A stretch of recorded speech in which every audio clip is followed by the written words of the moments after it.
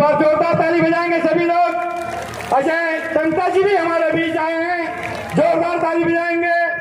हमारे सांसद महोदय और हमारे युवा मुख्यमंत्री धाकर धामी जी हमारे बीच पहुंच चुके हैं। अनिल साई जी, मदन बिष्ट जी, महेश नेगी जी, सब तमाम हमारे जितने भी अतिथि हैं, डॉक्टर परमोद नैनवाल जी भी आ गए हमारे बीच में, जोरदार ताली बजाएंगे।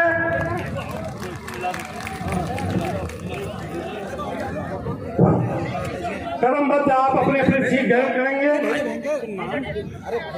सबका बना है सीट का, जोरदार ताली बजाएंगे। शांतिपूर्वक कार्यक्रम एक बार धामी जी के लिए इतिहास रचने के लिए इस सुरम्य घाटी मासी में गंगा नदी के तट पे जो इतिहास आपने आज बनाया है, ये जिंदगी भर के लिए हम आपका ऋणी रहेंगे।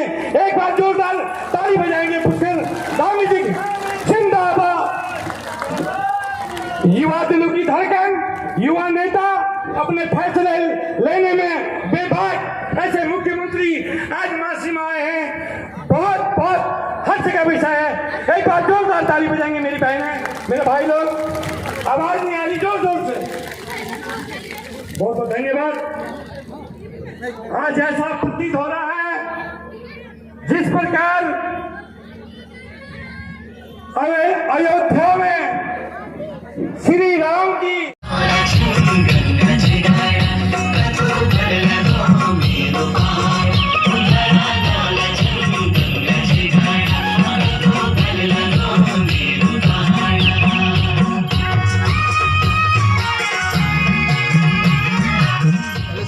इसकी गति को बढ़ाने का काम किया जाएगा। मैं इस अवसर पर पुनः एक बार आप सभी का हृदय की गहराइयों से धन्यवाद को मैं विश्वास दिलाता हूं कि जब तक हमारी सरकार हर किसी के उत्थान के लिए, हर वर्ग के उत्थान के लिए जब तक पूरी तरह से काम नहीं कर देती है, हर वर्ग के हित को सुनिश्चित नहीं कर देती है, तब तक हम चैन से नहीं बैठेंगे।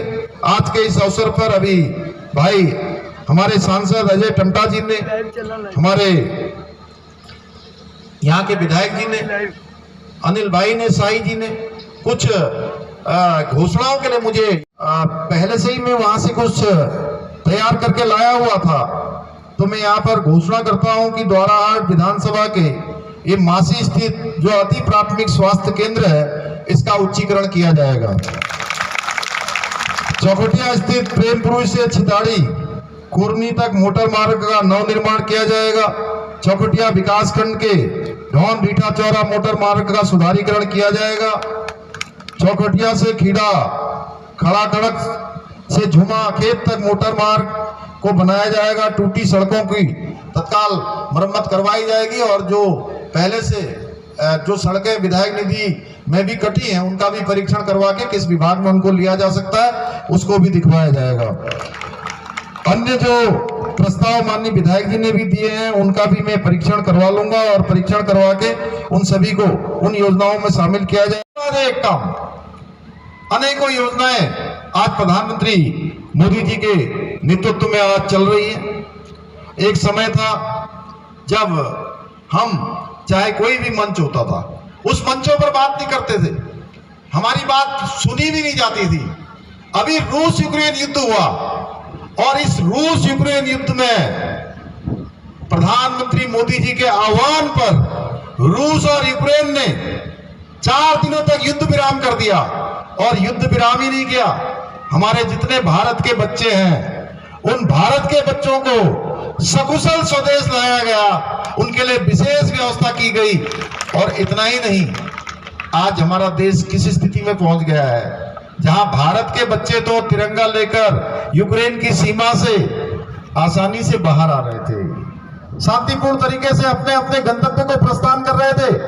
वही ऐसे देश जो हमारे पड़ोस में है, हमारे पड़ोसी हम उनको कहते हैं, उन सभी कामों को, हमारे यहाँ की संस्कृति को, हमारे यहाँ की मातृशक्ति के द्वारा किए हुए विशिष्ट कार्यों को, हमारे यहाँ का जो परिवेश है, वो परिवेश पूरी दुनिया के अंदर जा रहा है। हमारे मिलेट इस कार्यक्रम के माध्यम से इस वर्ष को माननीय प्रधानमंत्री मोदी जी के आह्वान पर संयुक्त राष्ट्र संघ ने इस वर्ष 2023 को मिलेट वर्ष के रूप में घोषित किया है, जिसमें हमारा मड़वा, झिंगोरा, गहत, भट्ट, तमाम प्रकार के जितने भी अन्न हैं, जिसको हम श्री अन्न कहते हैं, ये श्री अन्न भी आज इनको पूरी तरह से विश्व के अंदर मान्यता मिलने वाली है।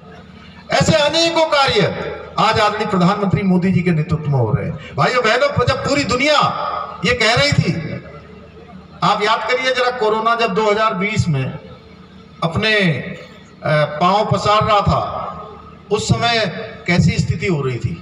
हर कोई सोच रहा था कि कोरोना आएगा तो क्या होगा। कितने लोग दिल्ली से, बंबई से, मद्रास से, बंगलौर से, देश भर से अपने अपने घरों को वापस आ रहे थे। और उस समय को हम याद करें, आजादी के बाद पहली बार हर किसी के 1 साल के अंदर 5 लाख रुपए तक की स्वास्थ्य के क्षेत्र में गारंटी देने वाली योजना, आयुष्मान भारत योजना लाने की बात हो, ये सारी ही योजनाएं हमारे देश के प्रधानमंत्री मोदी जी के नेतृत्व में लाए हैं। और ये केवल इसलिए लाया गया कि प्रधानमंत्री जी उस गरीबी को जीकर आए हैं, उस गरीबी को उन्होंने देखा है, उस गरीब के दर्द को देखा है, इसलिए उन्होंने वह काम किए जो पिछले 70 वर्षों में नहीं हुए। इसके साथ साथ आज जब मैं मेलों में आता हूं तो मैं निश्चित रूप से इस बात को बहुत नजदीक से महसूस करता हूं कि आज हमारी संस्कृति का, सनातन संस्कृति का जय घोष और परचम चारों ओर लहरा रहा है।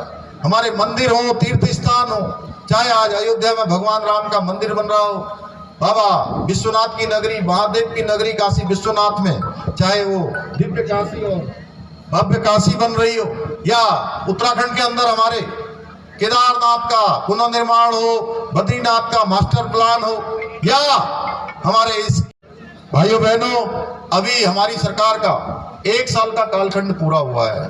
और इस 1 साल के कालखंड में अनेकों चुनौतियों का हमने सामना किया है।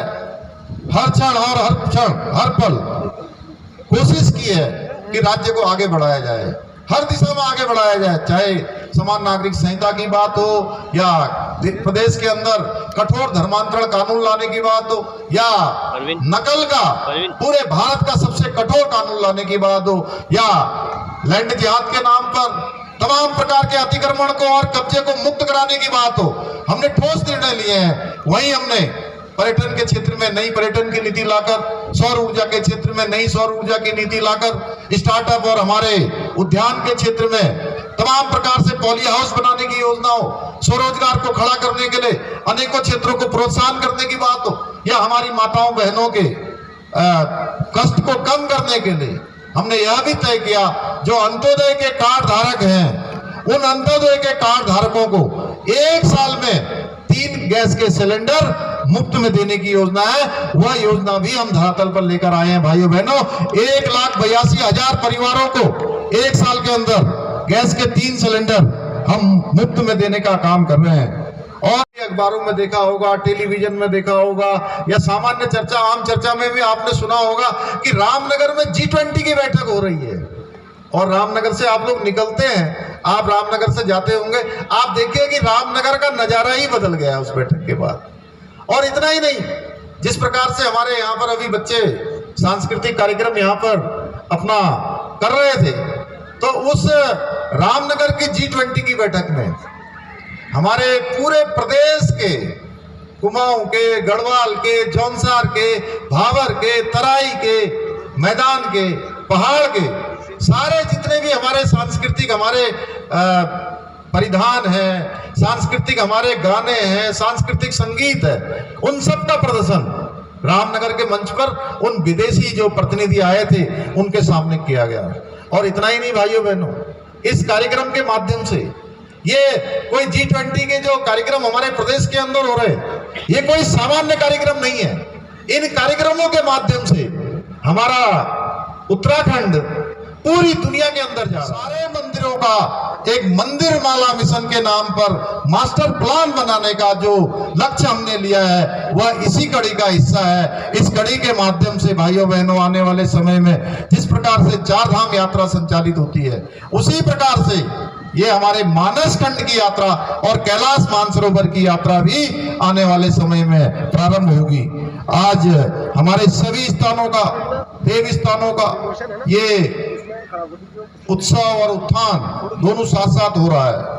आज बहुत सारे लोगों ने उससे पहले देखिए, आप अगर आप थोड़ा पीछे जाएंगे तो आप देखेंगे कि लोग पूजा करते थे लेकिन मंदिरों में अपना प्रदर्शन नहीं करते थे, गंगा जी में आरती नहीं करते थे, तिलक नहीं लगाते थे, पिठिया नहीं लगाते थे या जनेऊ नहीं पहनते थे। वो सारा का सारा बदल गया। आज सब लोग कहते हैं, गर्व से कहते हैं कि हम तिलक भी लगाते हैं, हम पूजा भी करते हैं, हम जनेऊ भी पहनते हैं, हम मंदिरों में भी जाते हैं, गंगा जी की आरती भी करते हैं, राम गंगा जी की भी आरती करते हैं। ये नया भारत है भाइयों बहनों, जो मोदी जी के नेतृत्व में आज बन रहा है।